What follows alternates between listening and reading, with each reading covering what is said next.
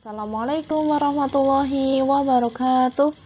Anak solih-solihah, bagaimana kabarnya? Semoga Ananda senantiasa dalam keadaan sehat dan dalam keadaan baik ya. Nah, di pertemuan kali ini masih dengan Bu Citra untuk materi akidah akhlak. Karena kemarin kita sudah mempelajari berkaitan dengan materi akidah, untuk pertemuan kali ini kita akan mempelajari materi yang berkaitan dengan akhlak, yaitu akhlak terpuji dan akhlak tercela pada diri sendiri. Sebelum kita mulai, kita awali dulu dengan membaca basmalah bersama-sama. Bismillahirrahmanirrahim. Ananda dapat mempersiapkan buku paket Al-Islam di pelajaran pada pagi hari ini. Nah, yang pertama kita akan mempelajari berkaitan dengan akhlak terpuji pada diri sendiri. Akhlak terpuji pada diri sendiri yaitu segala sikap, ucapan, dan perbuatan baik manusia yang sesuai dengan ajaran agama Islam. Nah, akhlak terpuji pada diri sendiri yang akan kita pelajari pada pagi hari ini ada 5 hal.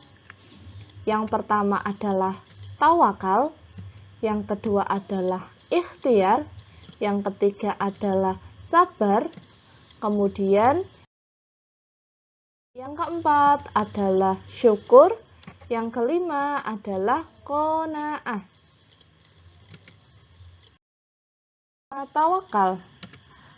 Kata tawakal berasal dari bahasa Arab, yaitu tawakkala, yatawakkalu, tawakkulan, yang berarti berserah diri, mewakilkan.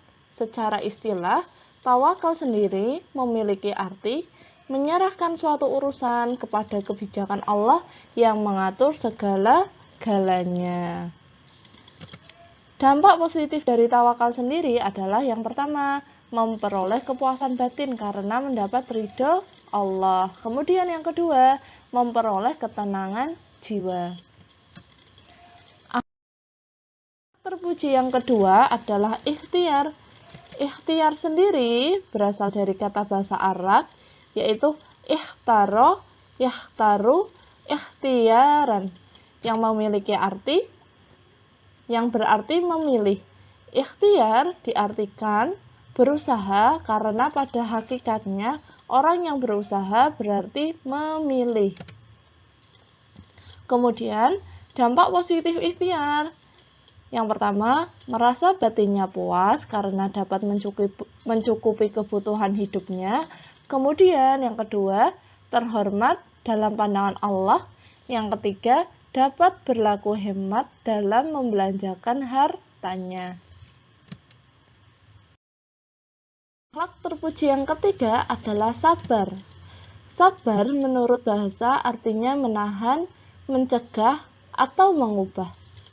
Sedangkan menurut istilah, sabar berarti tahan menderita sesuatu, tidak lekas marah, tidak lekas putus asa. Dampak positif dari sikap sabar adalah yang pertama memiliki emosi yang stabil. Kemudian yang kedua, memiliki harapan akan masuk ke surga sesuai janji Allah dalam surah Al-Baqarah ayat 155. Terpuji yang keempat adalah syukur. Syukur berasal dari bahasa Arab yang berarti berterima kasih. Menurut istilah, bersyukur adalah berterima kasih kepada Allah atas karunia yang dianugerahkan kepada dirinya.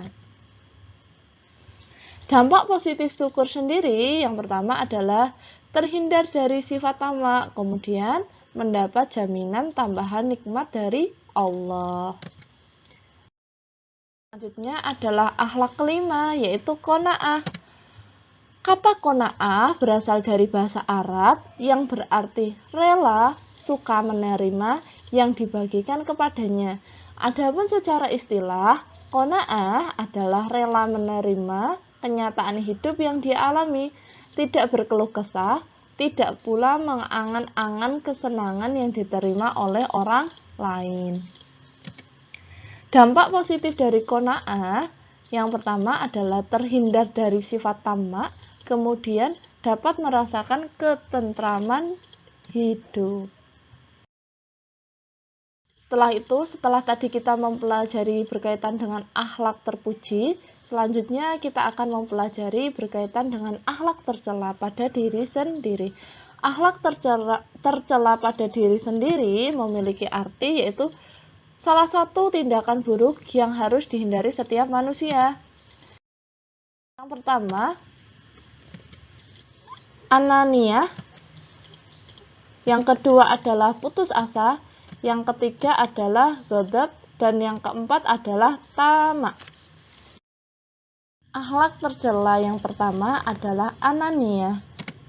Kata anania berasal dari bahasa Arab yang artinya egois atau keakuan. Secara istilah, anania berarti sikap keakuan, sikap mementingkan diri sendiri, kurang memperhatikan diri sendiri. Dampak negatif dari anania sendiri yang pertama adalah tidak disukai dalam pergaulan karena dia meremehkan orang lain. Kemudian yang kedua adalah menurunkan martabatnya. Yang ketiga, terisolir dari pergaulan masyarakat. Yang kedua adalah putus asa.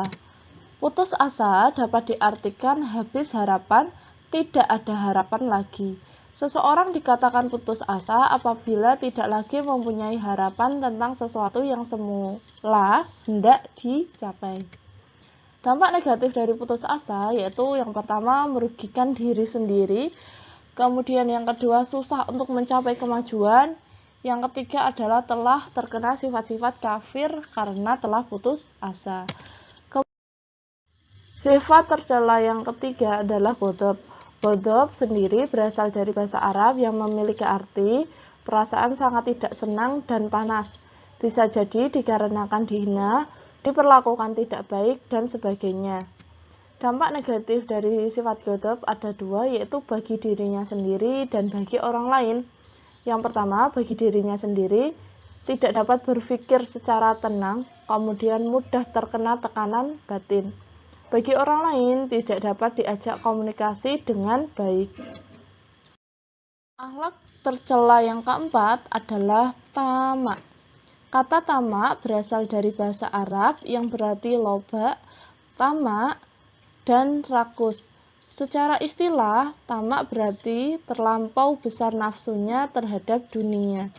Dampak negatif dari tamak yang pertama mudah terjerumus ke dalam kehidupan yang sesat karena keduniaan.